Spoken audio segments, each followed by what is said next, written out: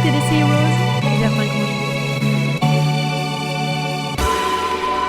Salut Germain, bienvenue sur le podcast Dans la tête d'un coureur. Je suis vraiment heureux de te recevoir aujourd'hui dans l'émission pour un épisode enregistré en collaboration avec Androsport. En première partie de ce podcast, on va revenir un peu sur ton histoire, sur ton parcours, sur tes hauts, sur tes bas. Puis en seconde partie, on va être rejoint par quelqu'un que tu connais bien, Arnaud Rapp, directeur général d'Andros Nutrition. Et on va parler d'alimentation sportive et de performance durable. Mais avant ça, je vais te poser la question que je pose à tous mes invités quand ils passent ici dans le studio. Comment est-ce que ça va vraiment aujourd'hui, Germain ? Ça va pas, Guillaume. Je vais me confier. Non, c'est dur en ce moment. Écoute, une longue route ces derniers 7 mois. Et voilà, j'entrevois la fin du tunnel dans ces dernières semaines, donc ça fait plaisir. Donc là, c'est vraiment la fin du tunnel. Ça y est, tu penses être sorti des péripéties qu'on va évoquer tout à l'heure. Mais on va teaser un petit peu l'épisode. On va pas rentrer trop vite dans le cœur du sujet, mais on va teaser. Là, c'est un Germain qu'on reçoit qui sort du tunnel. Bah, on a identifié petit à petit, après de longs mois, de longues semaines, à essayer d'entrevoir ce qui me causait des problèmes. Donc on a identifié petit à petit, déjà en fin d'année dernière, et donc il y a eu plusieurs étapes dans le processus de guérison. Et là, voilà, on a récupéré une jambe et la moitié d'une autre, et comme le chirurgien dirait, la jambe, on l'a coupée en deux, on a récupéré 2 parties de la jambe gauche et une partie de la jambe droite, et voilà, il reste une petite partie à fixer, puis ça sera le dernier quart. Bon, en tout cas, ton sourire, il fait plaisir. On va revenir sur toutes les étapes par lesquelles tu es passé. On va reparler justement de cette blessure, la convalescence, et puis aujourd'hui, où est-ce que tu en es ? Et tu vas nous parler aussi de tes projets pour la suite.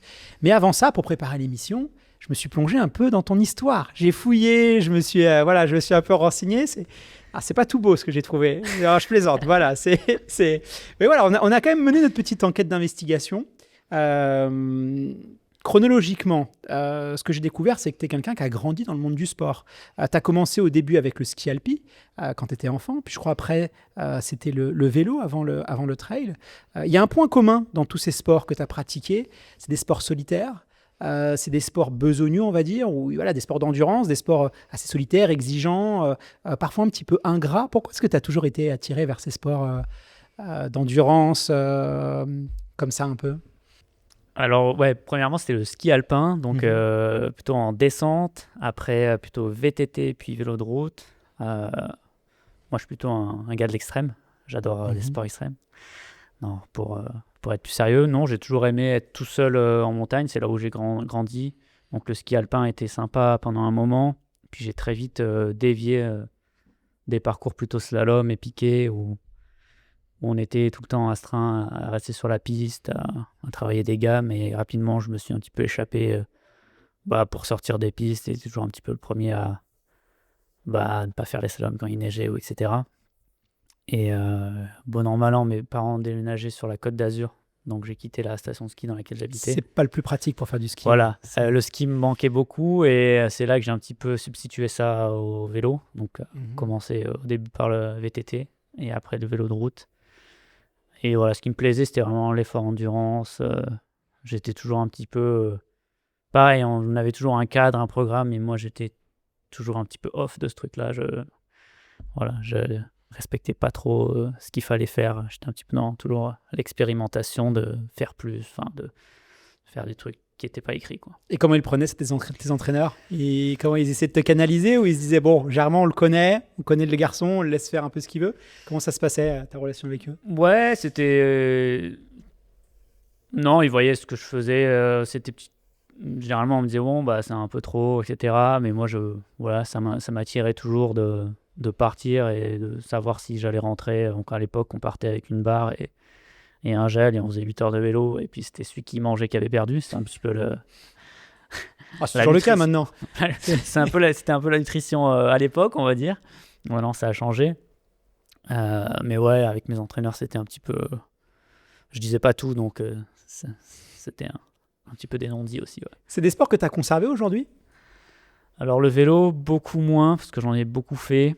Les seules choses que je conserve, c'est les grandes boucles en montagne, où il y a toujours cette envie un peu d'inconnu, et de ne pas savoir combien de temps ça va prendre, etc. Un peu la notion de l'effort poussé extrême. Mais non, faire 2-3 heures de vélo, franchement, ça m'intéresse pas, quoi. Bah- Au moins du VTT, oui. Là, oui, il y a clairement une sensation en descente et tout, mais le vélo de route, ça devient compliqué pour moi. Ouais. Alors moi je savais, j'avais déjà entendu que tu avais fait du vélo avant, que tu étais passé un peu par le vélo, mais ce que je savais pas, c'est que tu roulais quand même en DN1, donc c'est le niveau juste avant les pros, c'est le niveau amateur là, le plus haut, donc ça aurait pu laisser présager quand même une carrière finalement, on aurait pu te retrouver peut-être, je sais pas, sur le Tour de France. Est-ce que c'est une page que tu as tournée ou à l'époque, en tout cas, t'envisageais aussi de devenir professionnel dans le vélo, ou pour toi la question s'était jamais posée à l'époque, vu le niveau que tu avais? Si, ouais, c'était clairement un moteur à cette époque-là, quand j'étais jeune. Donc, j'avais autour de 20 ans à ce moment-là. Et je faisais ce qu'on appelle sport-études. Donc, j'étais à la fois au lycée et ensuite à la fac. Et j'étais en horaire aménagé pendant que je faisais ma licence physique, électronique physique, maths. Mais ouais, au plus haut niveau amateur, j'ai eu une suspicion d'endofibrose iliaque. Donc, ça m'a un peu mis un frein. Et comme j'avais juste 20 ans et que potentiellement il fallait faire une chirurgie avec un pontage, etc., bah, j'ai préféré mettre un petit peu l'accent sur mes études à ce moment-là. Donc j'ai un peu quitté le vélo avec cette blessure-là, qui m'a jamais plus gêné à la suite, ce qui est assez bizarre. L'endophréose, c'est une blessure aux cuisses, c'est ça? Ouais, c'est l'artère iliaque qui Ouais. s'épaissit ou qui se pince, et du coup il y a moins de débit sanguin dans la jambe. Maintenant c'est assez fréquent. C'est assez vicieux en plus je crois, comme blessure. Ouais, bah ça fait plus de sang dans la jambe, ça fait plus d'oxygène pour le muscle, donc c'est très désagréable et on a une perte de performance et de rendement assez élevée. Donc maintenant c'est assez fréquent, hein. Même en trail, il y a eu pas mal d'athlètes qui se sont fait opérer de ça récemment, et en vélo c'est très très fréquent maintenant. Mais à l'époque on avait moins de retours là-dessus, et puis je m'étais dit à cet âge-là, on va pas quand même couper une artère. Donc je m'étais dit, allez, c'est l'occasion de faire mon diplôme d'ingénieur en géophysique, et c'est là que j'avais moins de temps et je me suis mis à courir très mal dès le début, mais ça me plaisait bien. Ouais. Quand tu arrêtes le vélo, vu que tu avais quand même un niveau qui te laissait présager de belles choses, comment tu as vécu ça? C'était voilà, tu t'es dit je ferme le chapitre de quelque chose de je sais pas où ça m'aurait emmené, et puis il y avait une forme de regret, ou tu t'es dit finalement je retrouve un peu de liberté. Comment tu as vécu la fin de cette carrière de cycliste? Ouais, il y avait pas mal de regrets parce que justement au début il y a eu toute une partie où on comprenait pas trop ce que j'avais, parce que c'était pas non plus une endofibrose super franche, donc il a fallu faire plusieurs hôpitaux spécialisés, etc. Donc ouais, je suis parti du milieu, j'étais vraiment du milieu du vélo assez triste. Et ouais, les premiers mois où j'ai repris mes études, c'est assez bizarre parce que j'avais un rythme de vie qui était totalement différent. Donc une approche qui était différente de la vie, mais j'ai très vite rebondi en faisant de la course à pied, au début en maillot de vélo, quoi. Ça devait être sympa, ouais. J'avais les poches. T'avais le cuissard Ouais, aussi? ça, c'était super bien. Ouais. Ouais, ça frottait un peu, Ouais.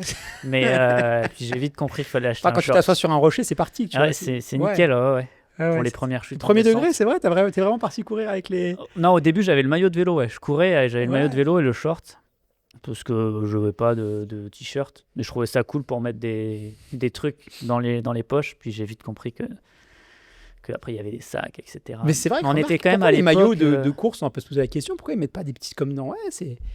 Tu tiens un truc là, peut-être que... Après, on était à l'époque où, ouais, 2-3 ans plus tard, c'était les premiers sacs, mais il n'y avait pas de flasque encore. Ouais. Première OCC, je cours l'OCC avec des bidons en plastique sur le devant. Ouais, on se souvient même de Kylian, Voilà. 2008. Avec des bleus sur les côtes tout le temps. Ouais. Ah, ça a bien évolué depuis. Ouais. Heureusement. Alors, à 21 ans, donc, tu poursuis tes études à Grenoble, je crois. Géophysique et risques naturels. C'est curieux, voilà. C'est une autre facette de toi qu'on ne connaît pas. Donc, tu es ingénieur. C'est quoi? Tu t'intéresses quoi? Tout ce qui est tremblement de terre, glissement de terrain, c'était ça que tu étudies en fait? Parce que souvent, il y a ce mythe, tu sais, que ça a été notamment avec la Barclay, le profil un peu ingénieur qui s'en sortirait mieux que les autres dans les épreuves de montagne. C'est des patterns qu'on retrouve dans les profils des coureurs. Mathieu Blanchard aussi. On sait, Jim Wemsley qui a travaillé, je crois, lui, dans l'énergie nucléaire, côté militaire. C'est vrai que c'est des patterns qu'on retrouve chez les ultra-trailers. Ouais, je pense que le pattern, au-delà d'être ingénieur, c'est juste quelqu'un qui arrive à se structurer au niveau de la logistique. Quand on prépare un ultra, il y a toute une structure à avoir, que ce soit en termes de plan de nutrition, d'allure de course. Et il faut maintenant aussi avoir un certain goût pour les datas qui jouent un rôle quand même dans l'approche, pas seulement le jour J, mais en amont, etc. Donc je pense, il faut avoir une certaine appétence pour ça. Et bon, l'ingénieur fait que normalement le cursus nous amène plus à être enclin à nous poser sur ce genre de choses-là. Donc je pense que ça doit venir peut-être de là. Et au niveau de la géophysique, c'est la Terre, c'est la physique appliquée à la Terre. Donc comment et par quelle méthode on va pouvoir examiner par des ondes sismiques, par des courants électriques qu'on va injecter dans le sol, on va pouvoir ensuite faire des parallèles et savoir qu'est-ce qu'il y a sous nos pieds, comment ça peut évoluer, et on va pouvoir faire de la prospection comme ça. Et c'est un truc qui te passionnait, ça? Ouais, j'aimais. Et ça te passionne toujours?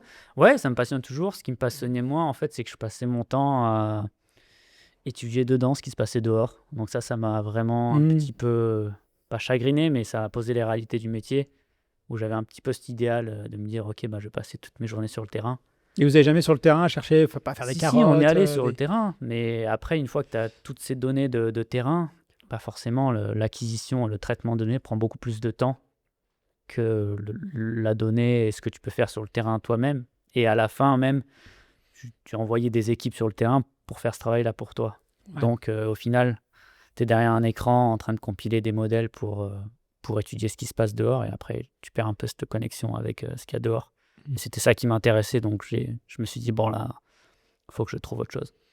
Du coup, j'imagine que quand on fait de la géophysique, effectivement, tu l'as dit, on récupère pas mal de données, c'est des choses qu'on analyse. Est-ce qu'aujourd'hui, tu es assez data dans ton approche du sport? Est-ce que tu es un petit peu geek? Est-ce que tu as gardé un peu ce savoir-faire-là dans ton sport? Ouais, je suis assez data dans mon approche. Par contre, je sais clairement que la data appliquée à la nature, elle est très complexe. Et on a encore beaucoup de mal à avoir des formalisations très carrées de données qui sont transposables à quelque chose de naturel. Avec par exemple la géophysique, on avait beaucoup de données et au final, des fois on avait des champs de données et on essayait de leur faire dire quelque chose qu'on voulait qu'elles disent. Donc il y a tout ce biais-là où justement il ne faut pas se perdre. Il y a plein de data qui tournent autour de nous. Il y a de l'incertitude sur la plupart des capteurs qu'on utilise. Et donc ça, il faut en avoir conscience. Et il faut savoir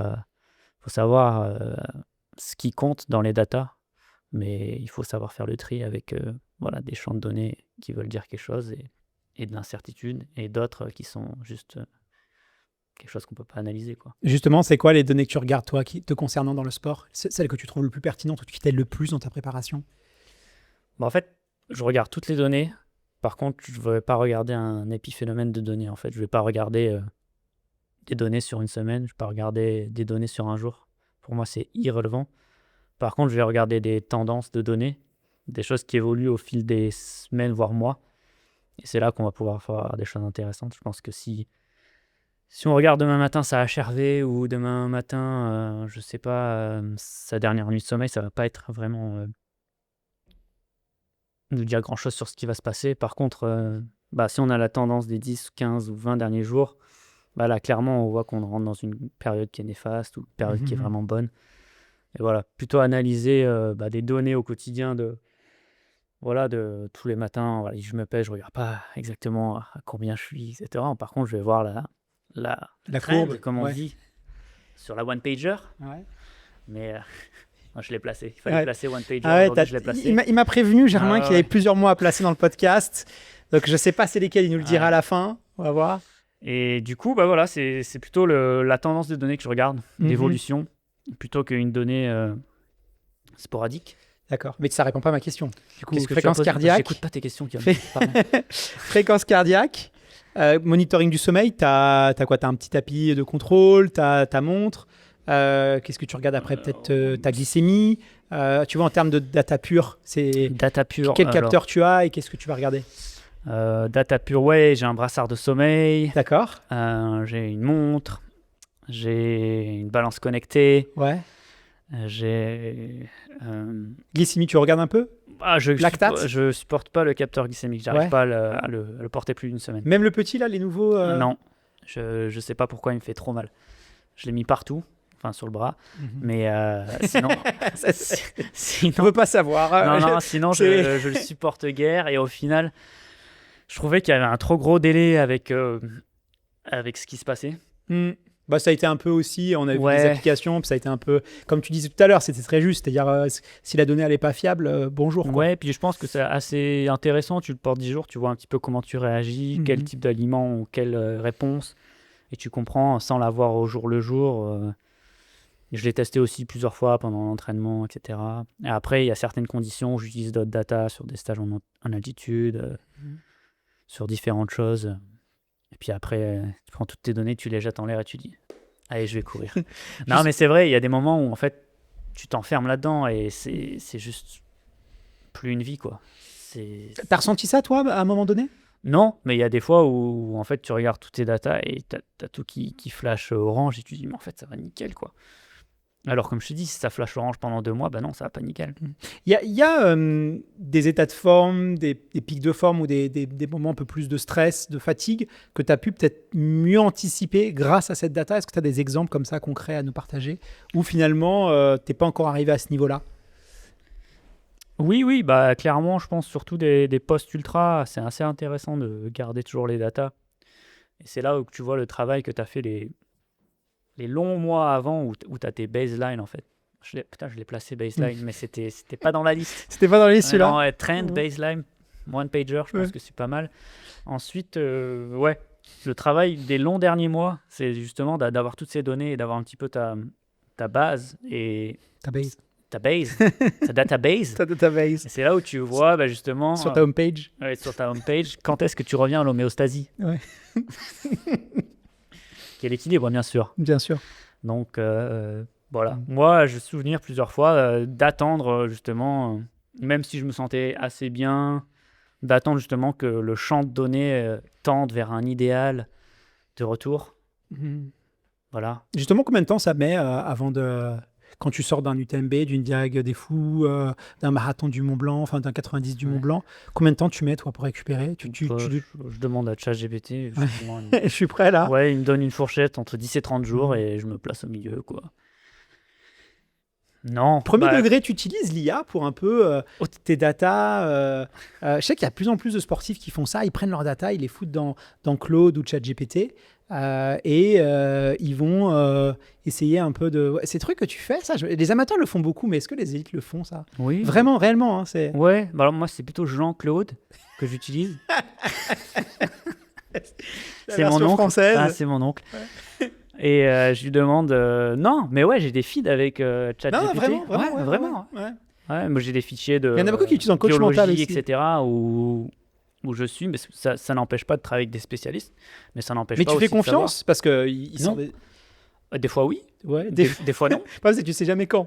Tu Non, vois, parce que mais en fait, ouais. il est capable de te dire une donnée complètement fausse avec beaucoup de, Ouais. avec un naturel Exactement, et un tu lui dis que aplomb. c'est nul, et il que fait tu- c'est vrai, c'est nul. Oui, c'est vrai. Ouais. C'est vrai, c'est complètement nul ce que je t'ai Ouais. dit. Donc, Non, mais ouais. c'est voilà. Moi, si je demande des infos sur toi, il va me sortir la moitié de trucs vont pas être vrai. Alors ça progresse, Ouais. mais tu perds plus de temps en fait à vérifier ce qu'il dit que si tu allais chercher naturellement toi-même. Quoi. Ouais, c'est vrai. Après, j'aime bien pour des ordres de grandeur ou d'ordre d'idée. Mais c'est vrai que je suis rarement fixé sur ce qui répond Mhm. textuellement. Mais ça donne en tout cas des trends. D'accord. D'accord. On va. Ok. On a fait une petite digression, mais c'est pas grave. Donc, on revient aux études. C'est à ce moment-là où tu découvres la course à pied, donc en tenue de cycliste. L'idée, c'était plus en fait d'être dehors. En fait, si je comprends bien, d'être dehors, en contact avec la montagne, parce que dans ton métier, tu étais un peu, je peux dire, à le laboratoire, mais tu étais beaucoup enfermé, quoi. C'est comme ça que tu as découvert vraiment la course à pied. En fait, c'est un besoin d'être en extérieur, d'être en montagne, en nature. Oui, bah pour recontextualiser, en fait, j'étais à Grenoble et à ce moment-là, donc c'était la ville un peu au pied des montagnes. Et rapidement, tu arrives à t'extirper de la ville pour faire un petit peu de trail. Alors, à ce moment-là, je faisais que des montées sèches autour de Grenoble. Non pas qu'il pleuvait pas, mais elles étaient sèches, ça veut dire qu'on n'en faisait qu'une. Et on descendait tranquillement en marchant. Et c'est comme ça que j'ai commencé la course à pied. Aussi je me suis trouvé un petit peu plus dans l'escalade à ce moment-là et on courait un petit peu de site en site ou pour aller faire des voies, ben, on faisait l'approche un petit peu plus rythmée, etc. Et c'est là que je me suis dit, bah tiens, c'est sympa de pouvoir bouger plus rapidement en montagne. Et bon an, mal an, je me suis mis plutôt au trail petit à petit. Alors au début, voilà, j'avais pas du tout le châssis fait pour le trail running. Donc beaucoup de blessures, beaucoup de trop rapidement. Mais ça fait partie de l'apprentissage. Alors, il y a une légende qui dit qu'en 2015, tu prends le départ de l'OCC à Chamonix. Cette légende elle raconte que tu n'avais jamais couru plus de 30 km. Voilà, c'était ton maximum. Je précise qu'il a fait un peu plus de 50 km, hein, l'OCC pour le public un peu moins averti. Et tu termines 3e. Est-ce qu'elle est vraie, cette histoire? Ou est-ce que ça fait partie de la légende et que c'est du chat GPT? C'est la légende. Non, c'est une vraie légende, mais c'est pas non plus une légende de fou, quoi. Mais bah, c'est quand même impressionnant si tu n'as jamais fait plus de 30 bornes et que. Oui, après, j'ai vraiment retrouves... dégusté. Justement, c'était l'époque où voilà, on court avec les camelbacks, avec les bidons en plastique. Les bananes dans les mains. Hein. Une puce GPS qui faisait office de tensiomètre sur le biceps, tu vois. Il y avait la carte, il y avait tout. Téléphone. Voilà, tu pouvais tout faire avec. Donc ouais, c'était ce contexte-là et j'étais complètement surpris. Je me rappelle à l'arrivée, être vraiment exténué. Et c'est un petit peu à ce moment-là, je me suis dit, bon bah, mince, le sport un peu plus sérieux revient frapper à ma porte et ça a un petit peu fait naître en moi des points d'interrogation. Là, tu t'es dit, j'ai une carte à jouer quand même. Parce qu'à la base, tu ne pensais pas faire un podium sur une course comme l'OCC. Alors, on est en 2015, mais il y a déjà eu Kylian Jornet, il y a déjà eu, c'est un petit peu avant François Daen. Le trail était quand même assez balbutiement, mais on commençait quand même à apercevoir qu'il y avait... voilà, ça devenait sérieux quand même à ce moment-là. Il y avait du plateau. Oui, ça n'a rien à voir avec le plateau actuel, hein, c'est sûr et certain, mais en tout cas, ma préparation avait aussi rien à voir avec le plateau actuel. Donc, voilà, si on remet ça un petit peu en perspective, c'est vrai qu'à ce moment-là, je me dis, bon, bah tiens, est-ce que je m'entraînerai pas? Et puis voilà, puis je m'achète un t-shirt, j'arrête. Voilà. T'étais pas en condition de cycliste. Alors, est-ce que j'enlèverai pas le casque? Exact. Oui, parce que ça gardait le casque. Je l'avais encore. En montagne, tu peux tomber, c'est rassurant. Ouais, non, et voilà, puis ta maman insistait. Voilà, ça. Donc il fallait pas lui... Voilà. Alors je crois quelques mois après l'OCC, tu fais la rencontre avec Cathy. Vous partagez la même passion pour la montagne, le trail et puis les sciences des terres, parce que je crois qu'elle aussi... j'ai appris récemment qu'elle était aussi, je crois... Alors plus elle sur les tremblements de terre, c'est ça, elle étudiait un peu plus cette partie-là sur... C'est qui, Cathy? Cathy Scheid. Ah oui, d'accord. Oui, effectivement, ça me revient. Voilà. Et donc voilà, donc évidemment, plein de... Ça, c'est assez improbable quand même, quoi, tous ces points communs que vous aviez ensemble. Fou. Fou. C'est fou. Vraiment fou. Oh là là. Cette rencontre fou. Cette rencontre entre un Savoyard et une Américaine, elle s'est passée comment? Comment est-ce que vous vous êtes rencontrés? Sur un yacht à Monaco. Je suis arrivé en hélicoptère. C'était pas à Saint-Tropez? Non, Monaco. Oui. Non, sur les rives du lac de Garde. Mais du coup, c'est lié à vos études ou au trail? Comment ça s'est passé? Non, du tout, rien. Rien, du pur hasard. Les folies de la vie. Non. Rien à ajouter sur cette rencontre? Sur cette rencontre, ouais. Alors si, c'était en fait... donc moi, j'étais dans le chapiteau de la course de Limone-sur-Garde, après la course. Et j'étais un peu bourré. Donc voilà, je dansais et tout. Il y avait de la musique italienne. Et il y avait un DJ et je lui ai piqué son casque et je faisais le faux DJ. Et du coup, là, il y avait Cathy qui venait d'arriver en Europe. Ouais. Et donc, elle me regarde et ça l'a fait rire, tu vois. Et voilà, du coup, premier contact comme ça. Voilà. C'est une histoire vraie? Non, c'est une histoire vraie, ouais. Et après, elle vient de voir, anecdote tu fais des mariages. Que j'ai jamais lâché à personne, quoi. Et moi, j'étais comme ça et je faisais le DJ italien et tout. Et le gars est venu super énervé. Oui, je m'étonne. Et en tout cas, elle, ça l'a fait rire. Et je me suis dit, ah, bah tiens. Et après, je la connaissais pas. Et je commençais à lui parler. Parce que vous avez quand même plein de points communs. Et elle me répond en américain. Et là, je me dis, merde. Tu parlais pas anglais? Oh là là. Et voilà. Et du coup, je me suis mis... j'étais B1+, à l'époque. Parce que là, je suis B2+. D'accord, oui, c'est vrai. Ouais. Alors, c'est vrai, ce qui est frappant un petit peu dans ton parcours, c'est que quand on regarde un peu ton cheminement, alors oui, il y a 2015, tu fais 3e, mais après, 2015, tu fais troisième, exactement. Mais il n'y a pas vraiment de raccourci. Quand je regarde un peu ta courbe de progression, tes classements, j'ai quand même l'impression que tu es un athlète qui est pas apparu non plus du jour au lendemain. Tu as construit ton niveau pendant des années. Tu as gagné étape par étape, les unes après les autres. Un vrai parcours de besogneux, de temps long et de progression assez continue, sans coup d'éclat, mais qui n'a cessé en fait de progresser. Et on voit aussi... t'as la même impression que moi, c'est-à-dire que c'est vraiment quelqu'un qui a fait ses armes en fait, et qui n'a pas explosé comme ça du jour au lendemain, comme on a pu le voir avec d'autres trailers. Toi, t'es vraiment allé chercher étape par étape, travail par travail, réglage par réglage. C'est quelque chose que j'identifie chez toi, mais toi, tu le perçois pareil? Et oui, ça me fait chier de le dire, mais oui, comme toi, Guillaume. Non, écoute, ouais, la même perception que toi. J'ai toujours été plutôt bosseur, ouais, et petit à petit découvrir les différentes clés, les différents réglages dont j'ai besoin. Aussi, au début, d'augmenter les distances petit à petit, parce que je suis vraiment parti de zéro running, hein, quand je me mets au running à l'âge de je sais plus quand, à 21, 22 ou 23, je sais plus. Le seul truc que j'ai fait, c'est 3x500 au lycée, hein, où il fallait prédire son temps sur 500 T'avais fait combien mètres, d'ailleurs? je sais plus. Je crois que j'avais fait 59 secondes. Ouais, sur 500? Oui, ou 46. Ouais. Non, record du monde, je crois. Ouais, record du monde, ouais. Non, je sais plus, mais 500 d'ailleurs, il est très connu celui-là, il est au JO. Et oui, le 500. Il est au JO, ouais.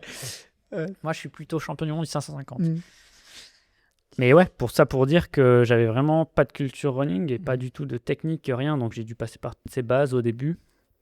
Et, Tu pensais que génétiquement tu avais un talent, ou tu dis non, moi franchement, oui, je n'étais pas fait pour le sport, mais je n'étais pas fait non plus pour ce sport-là, et c'est vraiment mon travail et mon investissement qui m'a permis de... C'est comme ça que tu le perçois?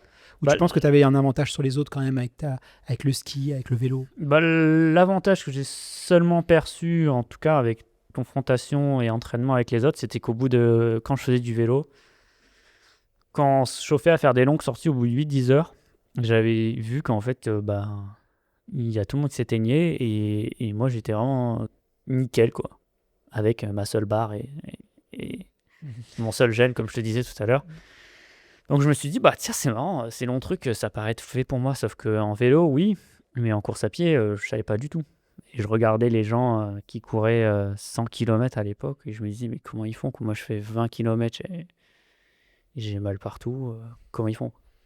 Mais je savais que sur le long, j'avais quelque chose, peut-être, un petit truc en plus. Ou un petit truc en différent, quoi. Tu penses que tu conserves mieux tes muscles, tu dégrades moins musculairement, tu gères mieux le glucide.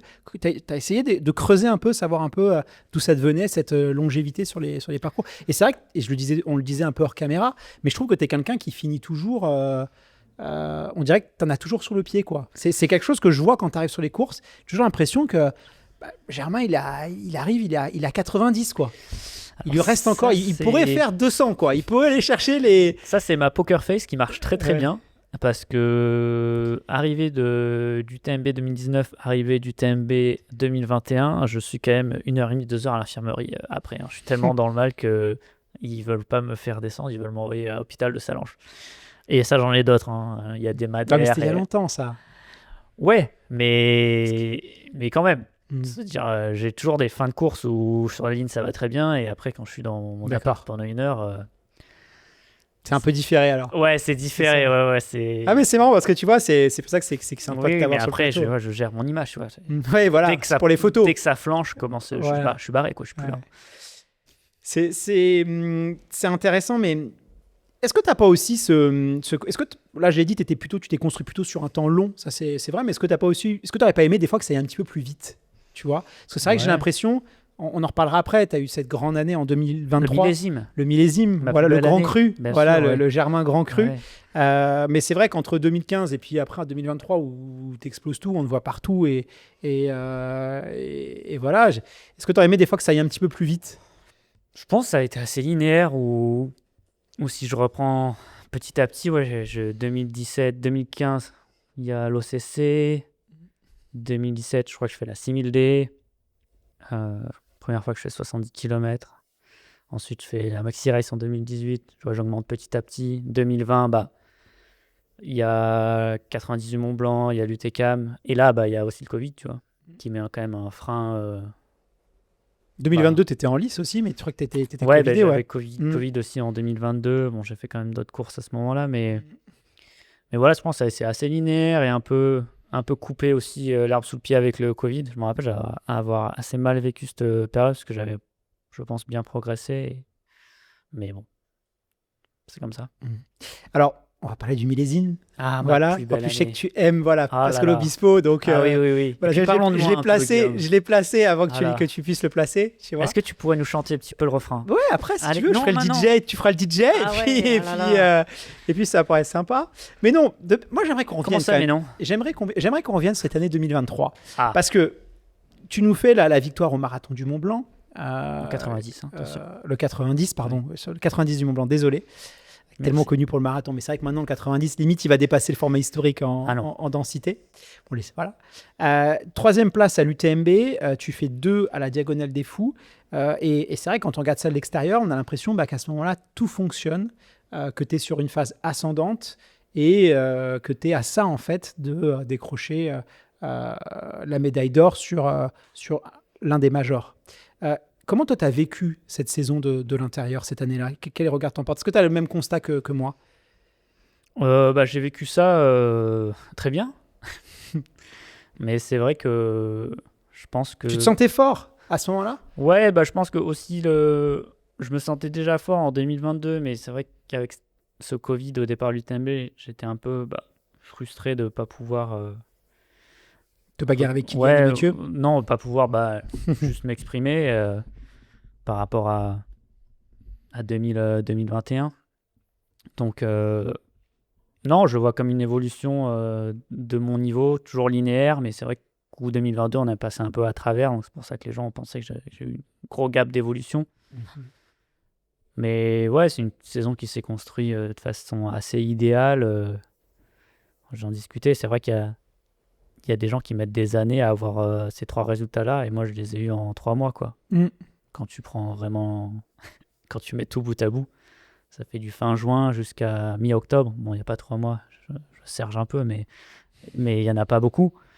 Et c'est vrai qu'au final, ouais, ça peut être le résumé d'une carrière, mais ça s'est passé en 4 mois. Donc c'est pour ça que j'étais assez confiant pour 2024.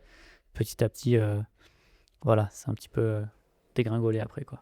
Ouais, parce qu'il y avait cette logique de progression, mais l'impression que tu donnais, c'est que tu n'étais pas du tout arrivé à ton max, quoi. C'est qu'encore aujourd'hui, l'impression que j'ai, c'est qu'on ne t'a pas vraiment vu t'exprimer vraiment à fond avec tout le background que tu as pu avoir.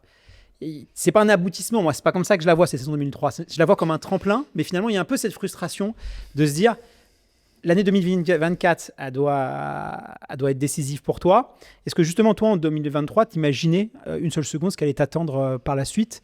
Est-ce que tu avais des signaux faibles qui te faisaient penser quand même? Parce que c'est souvent, quand on est malheureusement, c'est ce qui est cruel avec la course à pied, c'est souvent le pic de forme, c'est un pic, quoi. Donc c'est vraiment t'es haut d'une montagne, et si tu mets un pied à droite ou à gauche, tu tombes, quoi. Tu es vraiment à la limite. Est-ce que toi, tu avais eu des signaux faibles de ce qui allait t'attendre pour les années à venir à ce moment-là? Non, étant donné que tu parles de pic de forme, mais tu vois, je suis en forme fin juin au 90 du Mont Blanc, je suis en forme fin août à l'UTMB, je suis en forme mi-octobre à la Diag. Donc je n'étais pas plutôt sur un pic de forme, mais plutôt sur une forme, comme tu dis, qui est plutôt ascendante et homogène, on va dire, qui ne bouge pas trop en fonction du temps. Donc ça, c'était plutôt rassurant. Et en plus, après la Diag, je me rappelle avoir pris vraiment un temps off en me disant, nickel, j'ai vraiment passé un palier, je vais faire 4-5 mois de ski avec très peu de course à pied. Et on va voir où ça me mène pour 2024. Mais non, j'avais pas du tout de pressentiment sur ce qui allait se passer ensuite. Et je voyais un peu comme toi, où je me disais, écoute, c'est cool, j'ai fait certains choix. Maintenant, je vais essayer de pousser quelques curseurs comme d'habitude et voir ce que ça donne. Mais des fois, on en pousse trop, c'est dur à savoir. Est-ce que j'en ai poussé trop? Je sais pas trop dire. J'ai pas fait grand-chose de différent. C'est ça qui a été très dur pour moi en 2024. Il n'y a pas eu la séance de trop, il n'y a pas eu un stage qui n'est pas passé, il n'y a pas eu ce moment-là où tu t'es dit j'ai merdé. C'est ça qui a été assez dur, parce que mon entraînement, il a été très similaire à ce qu'il y avait avant. J'ai gardé quasiment les mêmes bases, j'ai changé des trucs, mais c'est de l'ordre du pourcentage ou même en dessous. Parce que justement, quand tu as quelque chose qui marche bien, tu ne vas pas tout changer. On va Mhm. dire, ça serait un petit peu débile de se dire, bon, maintenant, je change tout. Donc voilà, j'ai fait quelques ajustements, mais tout est resté plus ou moins sur la même ligne, quoi. Ensuite, il y a l'UTMB où tu t'alignes.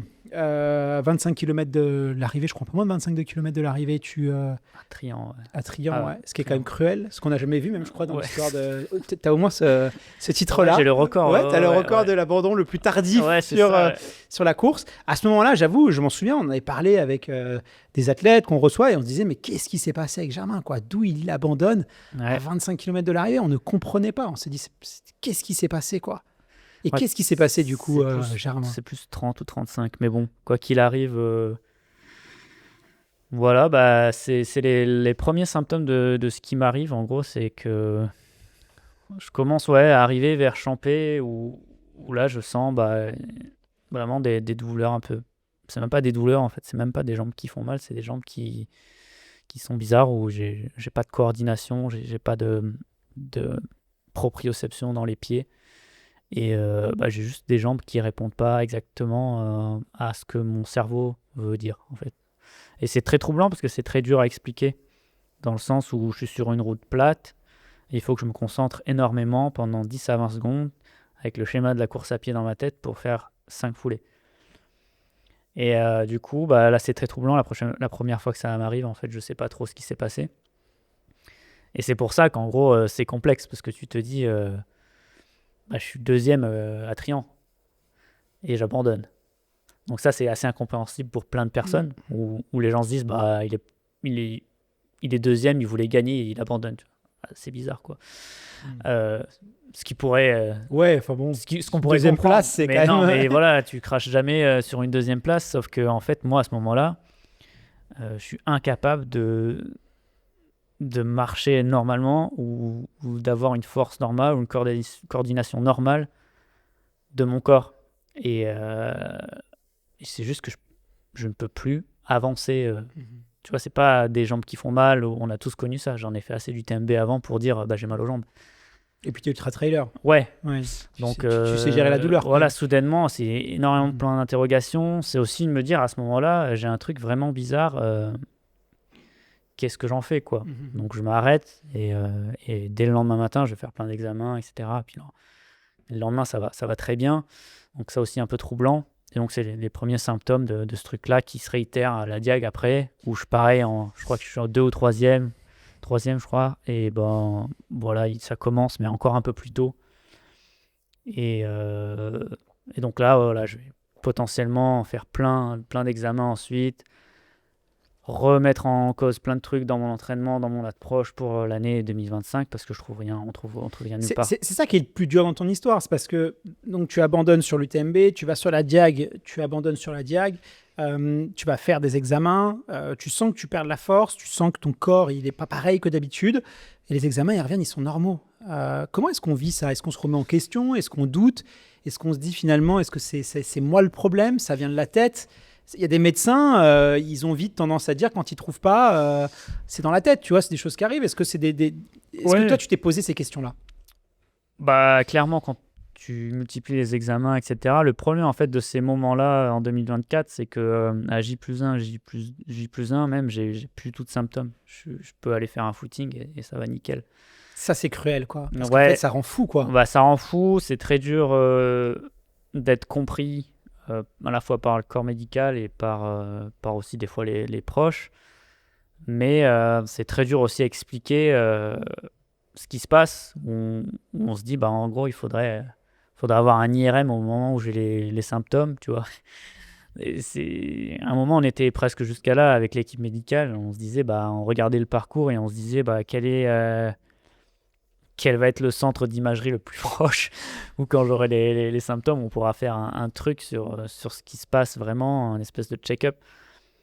Donc ouais, c'est pas évident. Et oui, il y a du corps médical qui dit que ta douleur est dans la tête, alors que c'est clairement Ça, c'est des choses pas que tu as une entendues douleur. alors. C'est des choses que On t'as m'a entendues. dit, oui, c'est sûr qu'on, tu sais, pendant 1 an et demi, tout le monde y va de son plein gré, de son analyse médicale avec ChatGPT ou le bac-2 qu'ils ont, tu vois. Donc tout le monde a la solution. Mais bizarrement, toi, tu cherches toutes les heures et tu l'as pas. Donc ça, c'est un peu complexe à gérer, mais bon, on va dire, c'est secondaire, quoi. Qu'est-ce qui t'a fait tenir pendant cette période? Mon chien. Non, je pense ce qui me fait tenir au quotidien, c'est mon envie de liberté, cette envie ce besoin que me procure mon sport. C'est avant tout ça, tu vois, là, ces dernières semaines où en gros, tu peux pas courir, tu peux pas faire du vélo parce que il faut plus faire de la rééducation en intérieur, etc. Tu te sens un peu prisonnier de ton corps, quoi. Moi, surtout que moi qui habite en montagne, je suis dans ma maison et tu regardes par la fenêtre. Ça, c'est un peu dur. Mais ce qui me fait tenir, c'est vraiment voilà, cet idéal de retrouver cette liberté, de retrouver cette fluidité dans le mouvement. Et aussi, on va pas se cacher, de pouvoir recourir. Ça, c'est vraiment la seconde couche. Voilà, je rêve tous les jours de pouvoir recourir. Et si tu ne rêves pas, ça peut pas se réaliser. Donc, j'entretiens aussi ce rêve. Beaucoup d'imagerie, beaucoup de visualisation, etc. Donc ouais, je travaille pas mal là-dessus. T'as jamais douté en fait que t'allais revenir ou... Non, bah franchement, tous ces moments où tu les passes seul avec toi-même, c'est tous ces moments où en fait ta confiance, elle fait que s'en renforcer et tu sais ce que tu fais, tu sais pourquoi tu es là. Mais c'est sûr que voilà, tu es tout seul, il n'y a personne pour t'accompagner, même si tu es très bien entouré, avec ces choses-là, tu es tout seul.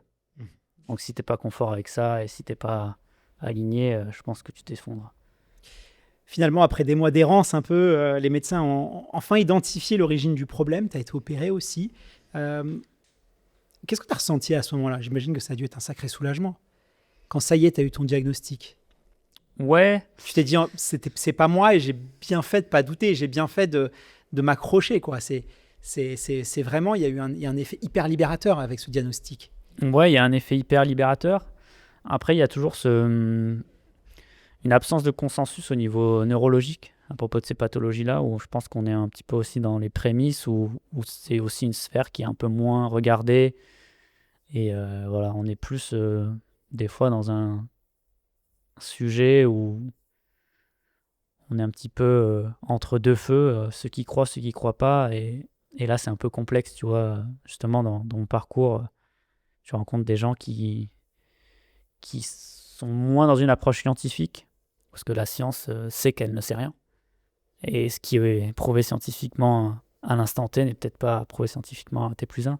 Donc c'est là toute la magie de la science.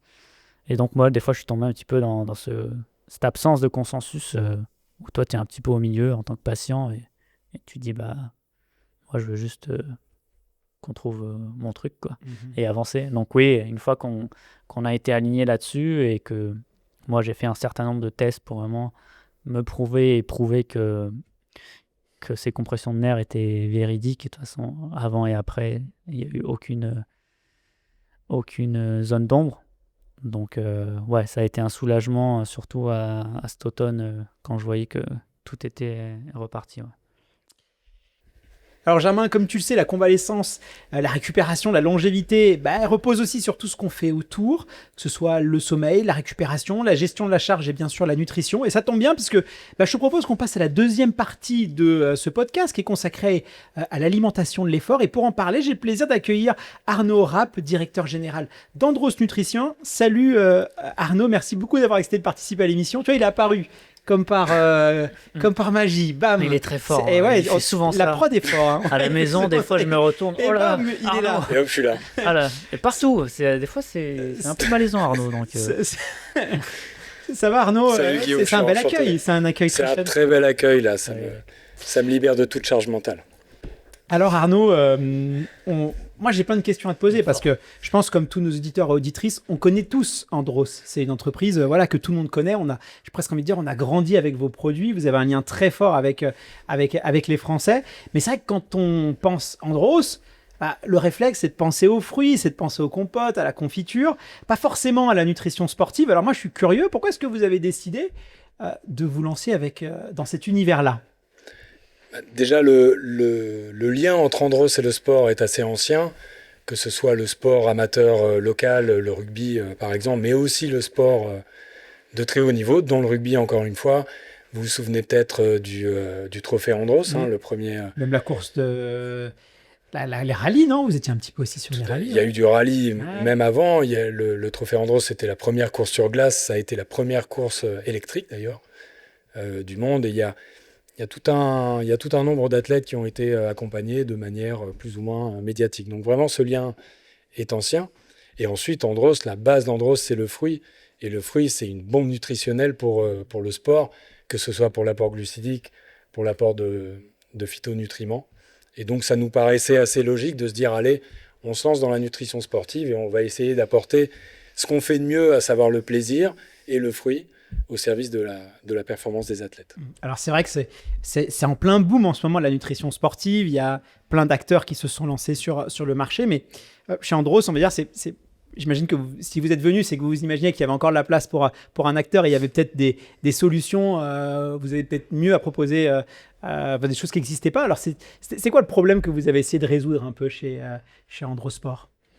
Ce qu'on a essayé de résoudre, c'est le recours trop fréquent à la chimie. Et on a plutôt essayé de jouer l'alchimie entre le fruit et les autres ingrédients qu'on peut apporter au service de la meilleure performance, avec l'apport glucidique qui va bien, la quantité qui va bien, le ratio glucose-fructose, qu'on a amélioré d'ailleurs suite au travail avec Germain lors du On va en dernier parler lancement. après. Ouais. L'apport des antioxydants, l'apport des antioxydants naturels du fruit dont tu as besoin pour maintenir ton effort et favoriser ta récupération, et le goût, quoi. Le goût, c'est déjà assez douloureux de faire du sport de temps en temps. Si on peut se faire plaisir à prendre de la nut, il faut pas hésiter. C'est intéressant ce que tu dis parce que c'est vrai que pendant longtemps, on a un peu, l'impression que j'ai eue, moi, c'est qu'on a un peu opposé naturalité et puis performance, comme si les deux étaient incompatibles. Est-ce que c'est le cas d'ailleurs? Oui, je pense que quand on lance une marque qui s'appelle Androsport, donc qui contient Andros, d'entrée de jeu, on a un capital sympathie parce que la marque parle à tout le monde, on a tous grandi avec, elle a de belles valeurs, elle a d'excellents produits. Néanmoins, on arrive un peu comme un nouveau venu, plus que si on était une start-up qui se lançait sur la catégorie demain. Donc ça nous a obligés, on l'aurait fait quand même, mais je veux dire, ça nous oblige d'autant plus à être vraiment au top de ce qu'on apporte et à le faire savoir. Alors Germain, toi, tu utilises les produits sur le terrain. J'ai l'impression que c'est vrai que pendant longtemps, les athlètes, ils regardaient surtout les grammes de glucides. Il y avait un rapport en fait très lié. La nutrition, c'était autour, voilà, je me nourris pour performer. On l'a beaucoup vu aussi dans le vélo. Et on a vu le changement où la notion de plaisir, elle a pris beaucoup plus de place. Par exemple, sur le Tour de France, on a vu des chefs cuisiniers qui ont essayé de conjuguer besoins nutritionnels du sportif avec la gourmandise, le plaisir, parce qu'on s'est rendu compte que finalement, c'était des éléments hyper importants. Si on veut tenir dans la durée, on ne peut pas exclure le plaisir de l'équation, c'est pas possible. Est-ce que tu le ressens toi aussi, cette évolution aujourd'hui où on veut plus de concessions entre performance et plaisir? Que ce soit dans la nutrition sportive, mais même dans l'alimentation en général. Moi, je pense que le parallèle que tu fais avec le Tour de France peut être aussi analogique avec la pratique de l'ultra. En fait, c'est des gens qui sont 3 semaines sur leur vélo à devoir répondre à des besoins nutritionnels. Donc, pendant 3 semaines, tu peux clairement pas te permettre de manger quelque chose dont tu n'as pas envie et il va y avoir une certaine lassitude. Nous, c'est un petit peu pareil avec justement nos efforts extrêmement longs, que ce soit à l'entraînement, quand tu prépares un ultra, tu vas être des heures et des heures dehors, et pendant la course aussi. Donc il y a un compromis à faire entre ce que tu dois apporter à ton corps et ce que ton esprit a envie d'ingurgiter. Donc ça, c'est hyper important. Et voilà, on ne va pas sacrifier le goût pour subvenir à l'énergie, quoi. Donc encore une fois, je disais offline, à Arnaud, que voilà, on mange pas un tableau nutritionnel. Ça, je pense que c'est quelque chose qui est important. On mange un produit et c'est important, voilà, de rester dans la matrice du produit. C'est vrai que quand on fait une diagonale, une UTMB, on passe plus de 20 heures dehors, il y a plusieurs étapes où on va s'alimenter. Comment est-ce que tu as fait évoluer ta nutrition? Parce que moi, je me souviens, je te voyais avec tes sushis, tu étais très connu aussi pour manger des sushis sur les ravitaillements, c'était assez original d'ailleurs. J'avais un chef avec moi. Ouais, c'est vrai, tu avais un chef japonais d'ailleurs qui se déplaçait. Non, je ne ferai pas l'accent, mais voilà. j'avais un chef japonais avec moi. Et mais est-ce que tu as fait un petit peu évoluer ton rapport à la nutrition? Tu nous disais en début d'émission qu'avant c'était le premier qui prend un gel qui a perdu. Justement, est-ce que tu as un petit peu des points, quand est-ce que ça t'a intéressé? Ça t'a tout le temps intéressé? Quand est-ce que ton lien avec la nutrition sportive dans ton histoire? Oui, bah, je pense qu'il y a eu une grosse évolution. Et pour en discuter aussi avec des athlètes d'ancienne génération, c'est vrai que les performances explosent aussi parce qu'il y a une prise de conscience, en gros, qu'il faut manger à l'effort pour performer. Et ça Pas que des lipides? Pas que des lipides. Et pendant un moment, oui, c'est sûr qu'on n'était pas très axé là-dessus. On avait cette croyance que moins manger allait quelque part nous rendre plus forts pour résister à l'effort. Et ce qui est l'inverse. En gros, si on a un apport régulier pendant l'effort, alors après, chacun place son curseur où il veut. Mais voilà, moi, ça m'a un petit peu intéressé, justement, et je suis assez féru de ça, où j'ai des plans de nutrition où j'essaye... sur toutes mes courses, des fois, des plans un petit peu différents, même si je garde la grande ligne directrice. Mais voilà, je pense que chacun doit trouver un petit peu son équilibre. On a tous des estomacs un petit peu différents et des réactions différentes. Et ça, je pense, ça fait partie de l'expérience d'un ultra-trailer de comprendre la nutrition pour lui, quoi. T'as été bien loti, toi, ou t'as quand même eu des problèmes autour de la digestion sportive, des choses comme ça, ou t'as été assez épargné? Non, moi je dirais que c'est entre guillemets ma plus grosse qualité.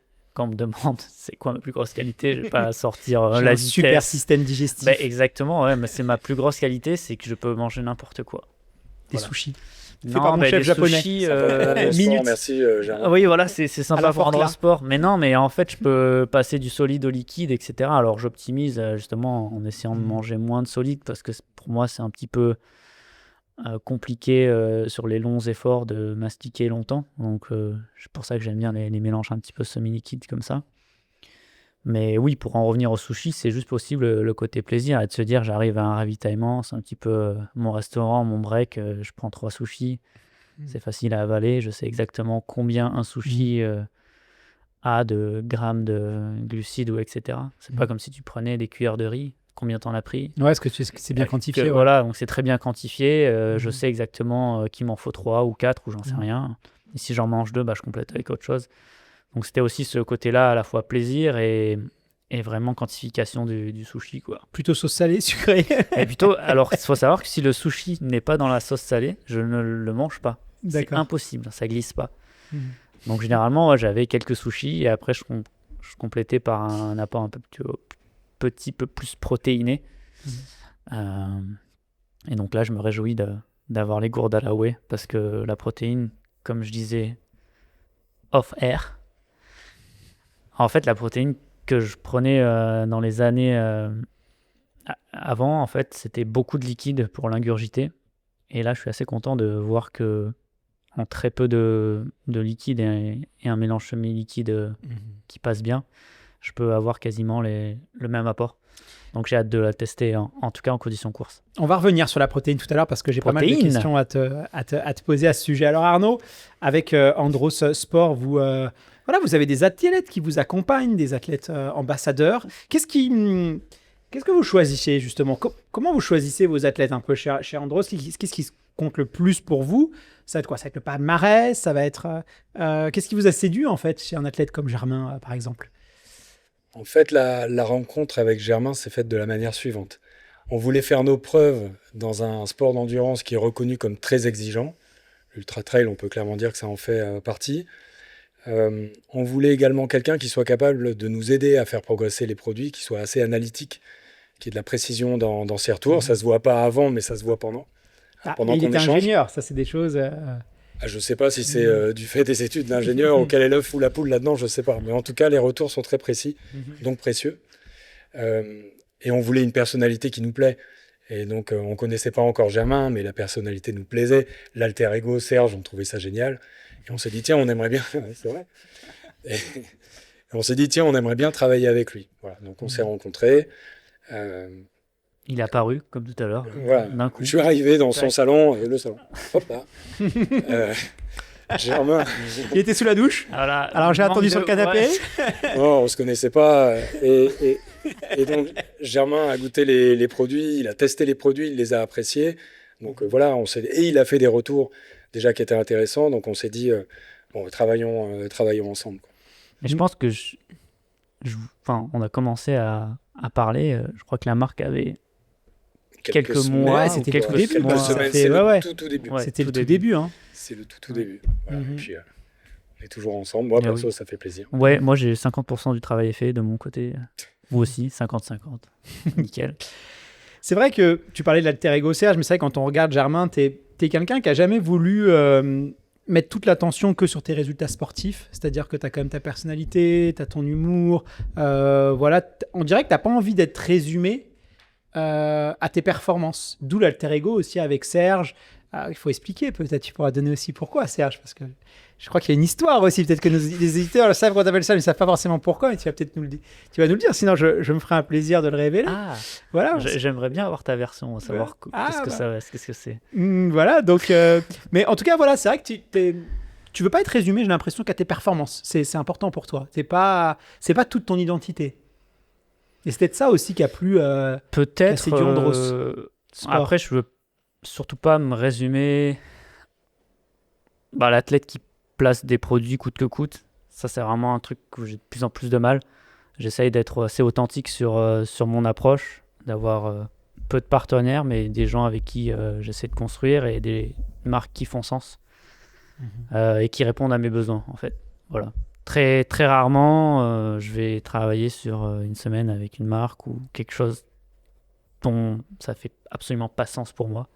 Même si je passe à côté de revenus financiers ou de choses comme ça, je suis totalement aligné avec ça. Je serais incapable de me lever le lendemain matin en me disant j'ai fait ce truc de com qui me ressemble pas du tout, quoi. Donc ça, c'est vraiment quelque chose qui est important pour moi et je me bats au quotidien pour rester aligné avec ça, quoi. Et Andros, c'est totalement sens et ça fait depuis 2023, depuis le millésime. Le millésime. Donc voilà. Et puis on a toujours eu de très bonnes relations et des relations constructives. Donc ça c'est important pour moi. Comment ça se passe justement la collaboration avec les athlètes? Parce que c'est vrai que c'est des choses, on ne rentre pas dans le détail, que vous leur envoyez des... à quel moment ils interviennent dans le processus de création? Est-ce qu'ils sont là dès le brief? Voilà, raconte-nous un petit peu les différents process, par exemple, quand vous sortez un produit, plus destiné en tout cas pour la performance, par exemple, ou voilà, un profil comme Germain peut intervenir. Comment ça se passe concrètement? Est-ce que tu peux nous décrire ça? En fait, l'athlète, Germain est là tout du long. On développe avec un trio de développeurs, c'est-à-dire on a Germain, qui est l'athlète de haut niveau, qui nous parle des formats qui l'intéressent, des types de produits qui l'intéressent, de ce qu'il imagine nécessaire en termes nutritionnels. La deuxième partie, c'est le professeur Valran, qui est PUPH, je vais y arriver, au CHU de Clermont-Ferrand, qui est également diététicien de la SM Montferrand, qui lui nous dit, voilà, pour la nutrition de l'effort et le produit et le moment de consommation que vous voulez faire, voilà les valeurs nutritionnelles dont vous allez avoir besoin dans votre produit. C'est-à-dire, effectivement, on ne mange pas un tableau nutritionnel, c'est sûr, mais lui, il nous livre le tableau nutritionnel. Et la troisième partie de ce trio, c'est la R&D d'Andros qui va faire justement de ses besoins de praticité, de texture, de valeurs nutritionnelles, une réalité la meilleure possible. La R&D d'Andros, c'est des ingénieurs, mais c'est aussi des cuisiniers qui vont essayer de faire le meilleur produit possible pour les athlètes. Et ensuite, on retourne comme ça. On envoie à Germain. D'ailleurs, Germain, j'ai des barres à te confier pour ton retour. Je compte sur toi. Oui, pour les tester. Et Donc une fois qu'on tu a passes des prototypes. Voilà. Des prototypes. Comme ça, il peut les tester à l'arrêt et dans l'effort. Ouais. Et il revient. Faut qu'il fasse confiance, hein, parce que si c'est mal réglé... j'ai vu que tu les testes pas en compétition. Non, j'ai testé à l'entraînement et plusieurs fois on fait des allers-rets-rets. Et après, c'est vrai on les teste avant aussi. Il y a des gens chez Andros qui sont également des acharnés du sport. On leur fait essayer des produits avant de les envoyer. Mais c'est vrai que c'est assez logique parce qu'aujourd'hui, on voit de plus en plus de marques qui ont sorti des compotes. Voilà, c'est des choses qui. Mais vrai, ça fait 50 ans, vous, que vous. Ah oui, là, on est vous vraiment faites ça. Donc, il n'y a pas de doute. en termes d'expertise, en termes de savoir-faire, vous êtes imbattable presque. Jusqu'à la parcelle, oui. Que ce soit dans le sourçage des produits, sur comment est-ce qu'on conserve aussi les nutriments. Vous, ça fait 50 ans que vous posez ces questions. Donc, c'est vrai que finalement, c'est pas si surprenant de ça, de voir une marque comme Andros arriver sur ce secteur-là. Non, c'est assez naturel et goûte les produits, tu verras, ça se sent. Ah, je les connais bien. Justement, c'est quoi un peu les best-sellers? Parce que la particularité aussi, c'est que vous êtes aussi bien pour le grand public, du sportif amateur, du jogger, que des athlètes comme Germain Granger. Ouais. Donc, c'est quoi un peu les produits qui sont les plus plébiscités, vos best-sellers, un peu sur tout ça? S'il y a des gens qui veulent découvrir un peu la gamme Andros, qu'est-ce qu'on peut leur conseiller? Alors déjà, s'ils veulent découvrir toute la gamme, on leur donne rendez-vous sur le site androsport.fr où ils trouveront l'ensemble de la gamme, à quoi servent les produits, le store locator aussi pour trouver près de chez eux. Les best-sellers aujourd'hui, c'est nos pâtes de fruits et nos gels boost. Ce qui est intéressant d'ailleurs, c'est que finalement, c'est à peu près le même apport nutritionnel au sens large, mais il y a une version à mâcher, une version à déglutir de manière fluide, et on retrouve un peu les préférences des uns et des autres, qui préfèrent l'un ou l'autre en fonction de l'effort. C'était préféré aussi, Germain? Moi, j'aime bien la pâte de fruits. Ouais, je pense que c'est un petit peu mon préféré parce qu'il y a beaucoup de glucides par rapport au poids emporté. Ça, c'est extrêmement important. Et aussi, c'est bon. Ouais. Ouais, c'est Non, ça mais c'est important. Non, En vrai, mais c'est très important. C'est très important. Et je pense qu'Arnaud l'a pas dit tout à l'heure. Et quand tu disais quels sont vos critères aussi d'appréciation, ils font un test chez eux quand on était dans leurs locaux. Ils se mettent tous autour d'une table et chacun goûte à la cuillère la recette. Et ça s'appelle le test à la cuillère. Et je trouve que ça, c'est assez détonnant dans le monde d'aujourd'hui où en gros, là, on a un retour au sens et on va juste tester avec 5 individus le goût.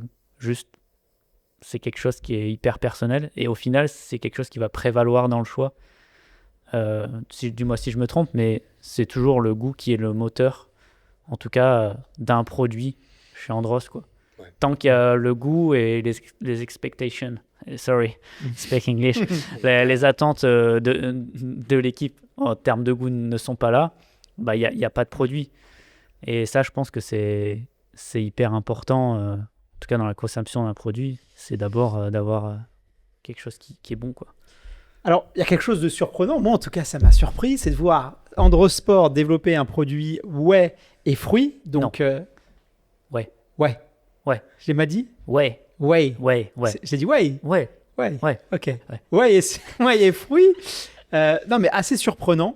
Moi, ça tombe bien parce qu'en ce moment, je m'intéresse énormément à la protéine. Alors, on sait que voilà, il y a des modes dans la nutrition. Il y a eu le sans matière grasse, il y a eu le sans sucre, le zéro.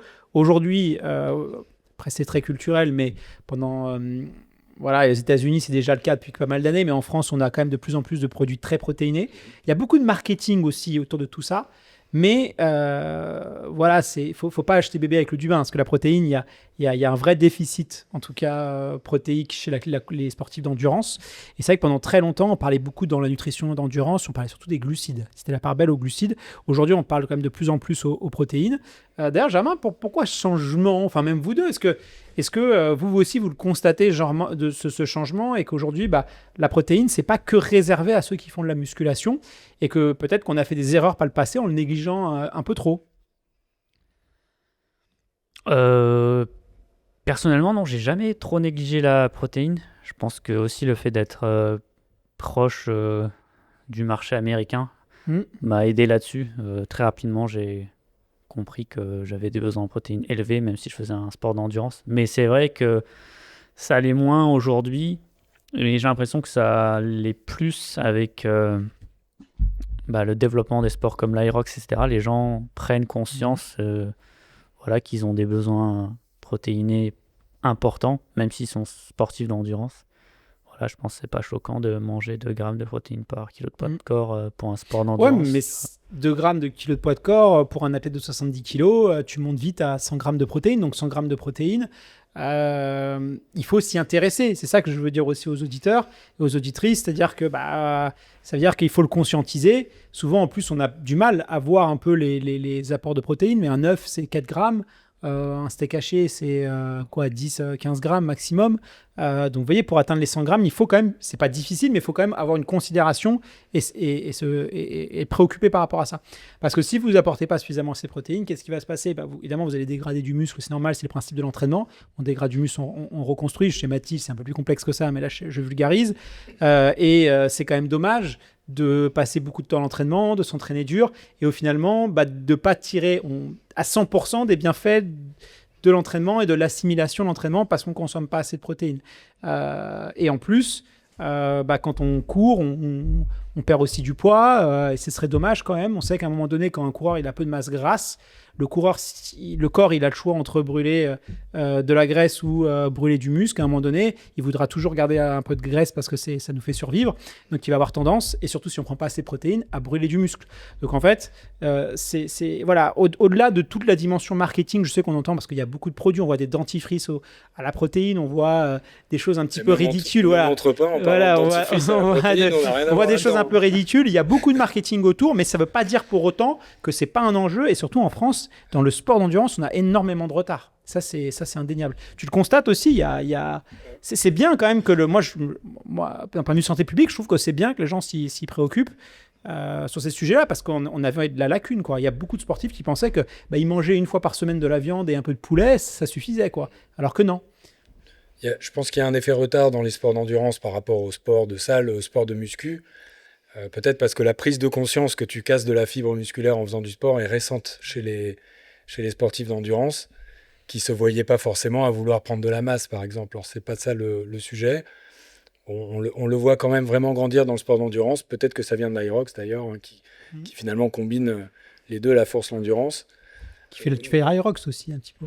Oui, bon, j'ai arrêté, mais ouais, j'en ai fait pas mal. Ouais.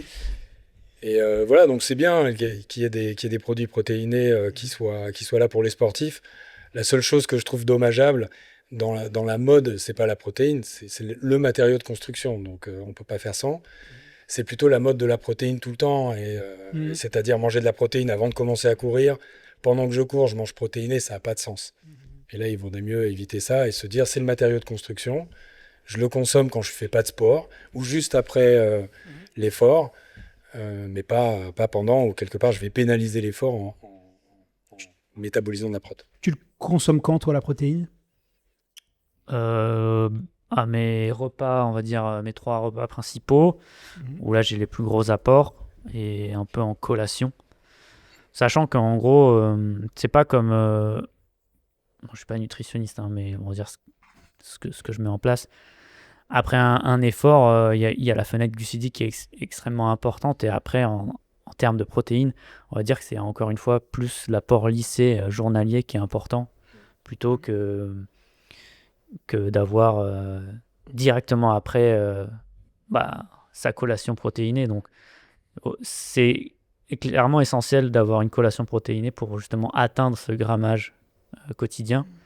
Mais voilà, si on se concentre bien sur les 3 repas, après, il suffit d'avoir une collation protéinée, ou 2 si on fait du bi-quotidien, etc., pour arriver à ces fameux, on va dire, 2 grammes. Mais tu disais tout à l'heure que c'était difficile. Moi, je trouve pas que c'est difficile. Il suffit que tu aies ciblé un apport protéiné dans un repas.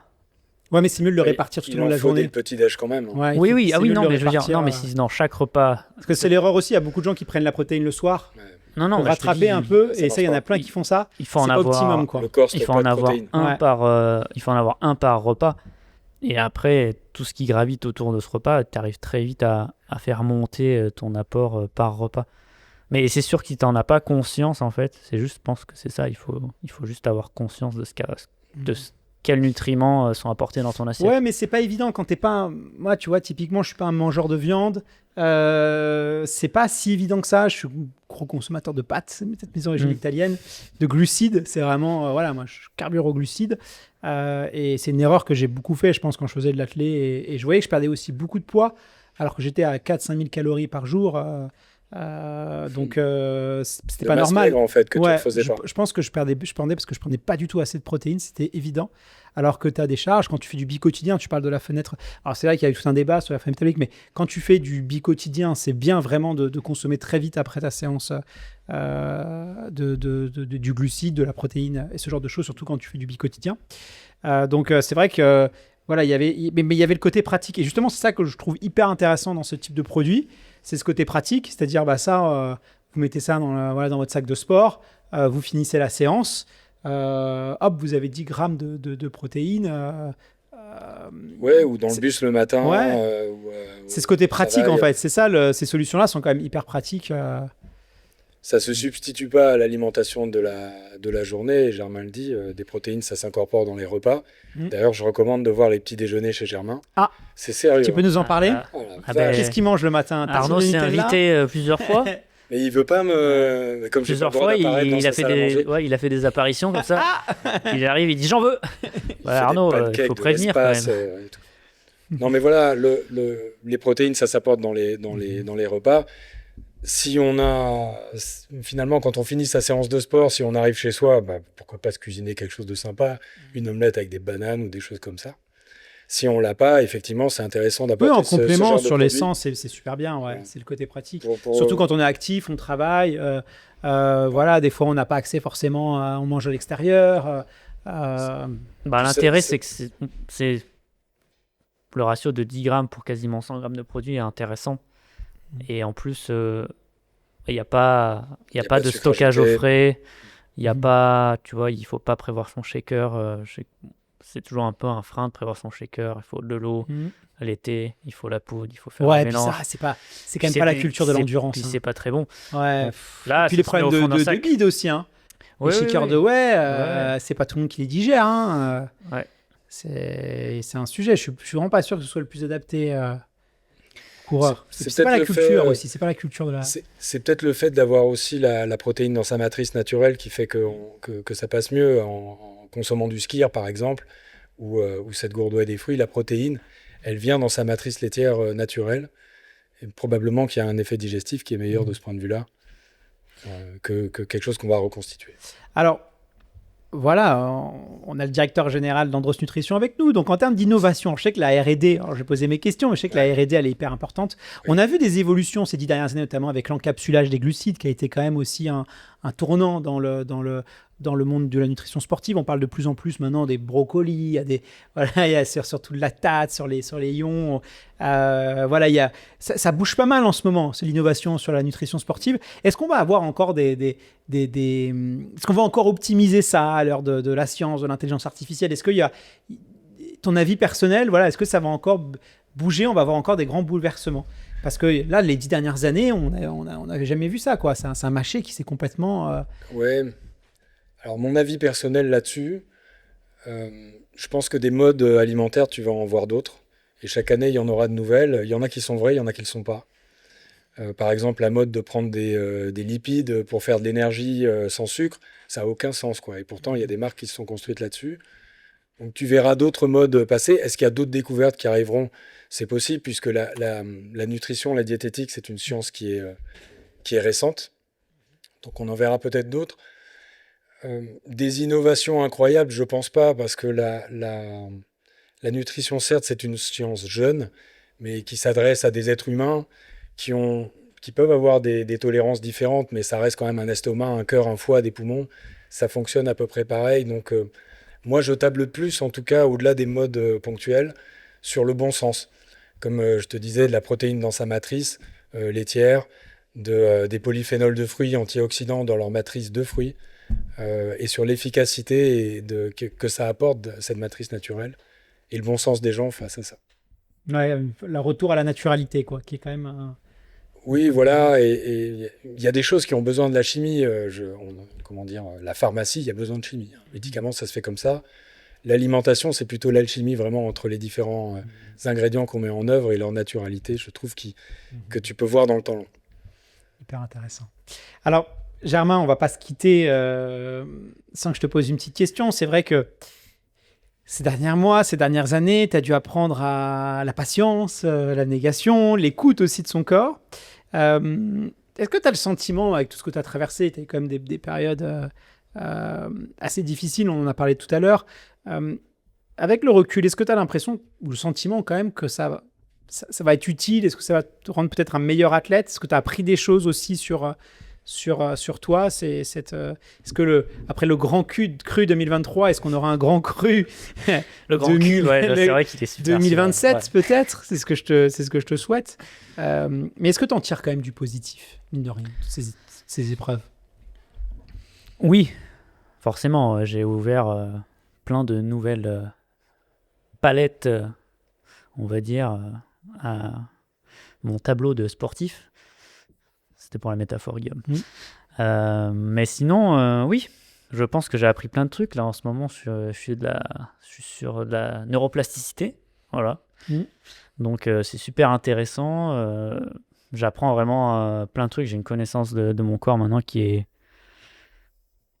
vraiment beaucoup plus grande que ce qu'elle était il y a 2 ans auparavant. J'ai exploré mon corps en termes d'imagerie. Donc ça passe par la visualisation. Comment tu travailles ça?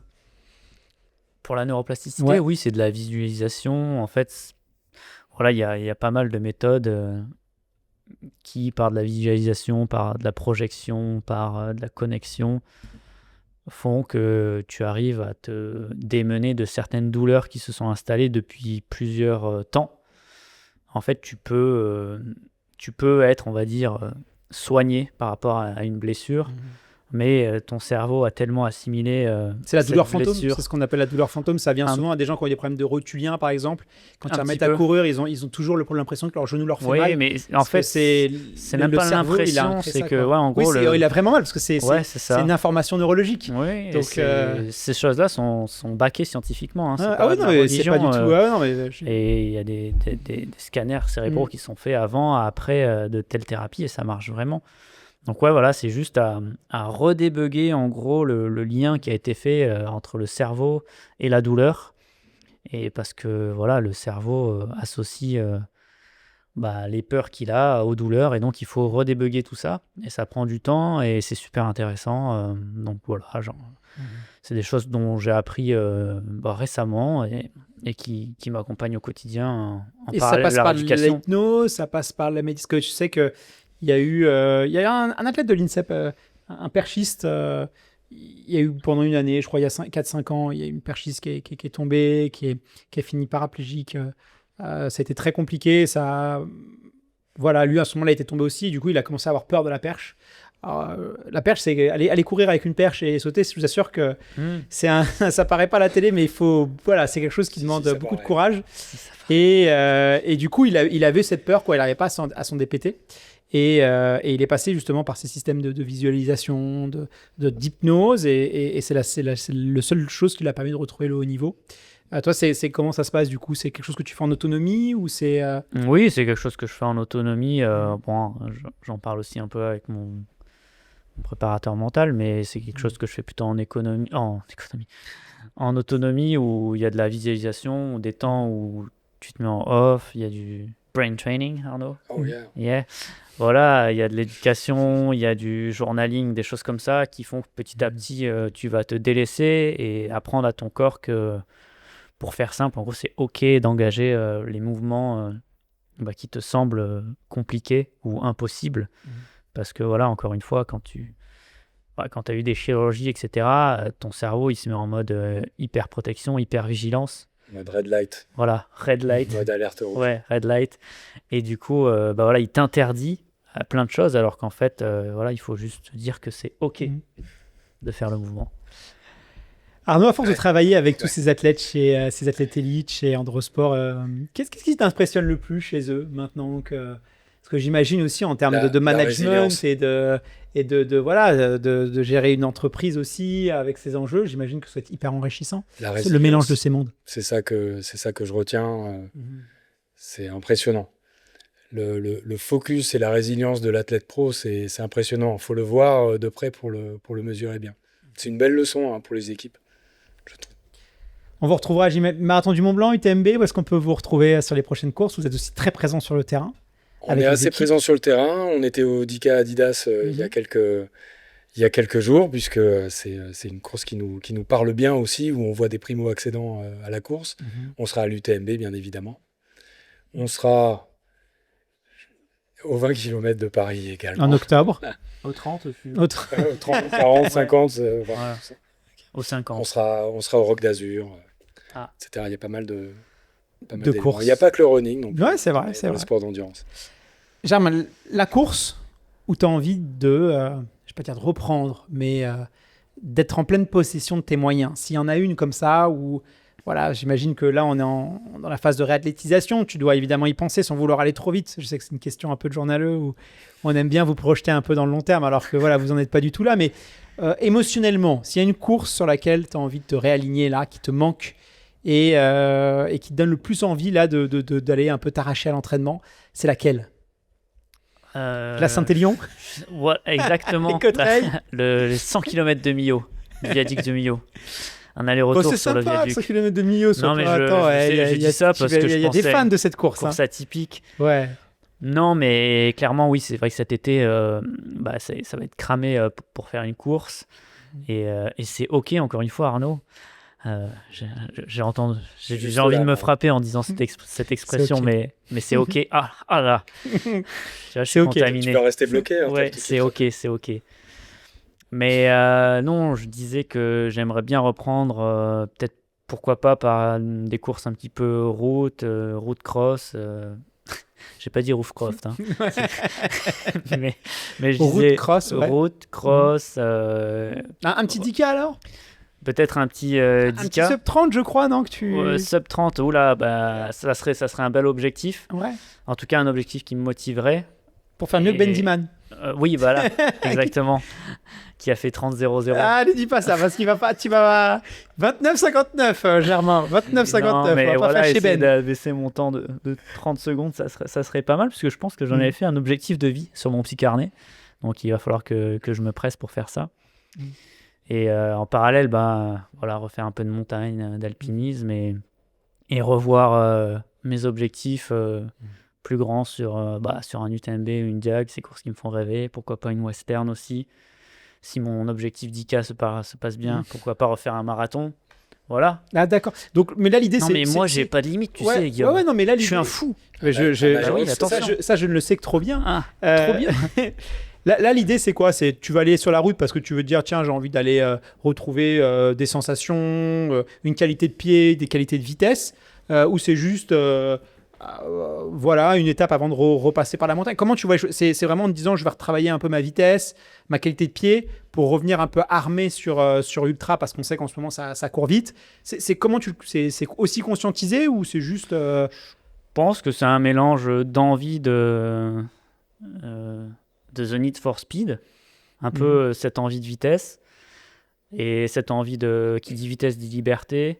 Donc ouais, j'ai un petit peu cette envie-là de courir vite, et je me dis que ça m'aidera quoi qu'il arrive, et de toute façon, si j'en ai envie, je me dis que c'est bien pour moi, donc pourquoi pas, ouais, à court terme, court moyen terme, être plutôt là-dessus. Et voir en fin d'automne où je me place et où est-ce que les grands objectifs viendront se placer ensuite. Ouais. Merci Germain, en tout cas on a hâte de te revoir courir et je pense que tous nos auditeurs et auditrices aussi, et puis même à mon avis au sein d'Androsport, ils attendent que ça. Je suis sûr qu'une délégation sera présente pour cette première course. Oh oui, Mais c'est merci, sûr. merci à tous les deux. Merci aux équipes aussi d'Androsport pour leur confiance, nous avoir permis de réaliser ce bel échange. J'ai pris beaucoup de plaisir à l'enregistrer, donc j'espère que nos auditeurs ont pris autant de plaisir que nous à l'écouter. On se retrouve dès la semaine prochaine. Voilà. Non, c'était vraiment très cool. Non, vraiment, c'était vraiment. Toi aussi Non, j'ai passé un super c'est moment. sincère. Non, vraiment Ah là avec. là. Je passe c'est toujours des bons super. moments avec nos invités. Ah, Mais mais là, celui-là était vraiment, mieux quand même. Ouais, j'avais plein de questions à te poser. Tu as répondu, tu as joué le jeu. Si tu dois vraiment. dire sur une échelle de 1 à 10 combien ce moment était super. C'est moi qui pose des questions. Ah bon Ouais, Ah là c'est le là. principe. Ah, ok, d'accord. Mais je mets 9,5. Voilà. Ah, Voilà. ça Non, va. j'ai passé vraiment Ça un très va. bon moment. Ça va. J'ai passé vraiment sachant un que très les autres sont tous 10 sur 10, bon moment. Voilà. c'est pas mal. Là, c'était très très cool. Merci. Je suis sûr que nos auditeurs aussi ont beaucoup appris. Dites-le nous d'ailleurs en commentaire Oui. si vous avez passé Là-haut, là, ici, là, les un bon commentaires. moment. Offshore. À très bientôt. Merci beaucoup. Il est temps que cette émission se termine. Et oui. Et puis, rendez-vous sur Au revoir. la route pour le sub 30 de Monsieur Germain. À très bientôt. Oula, merci.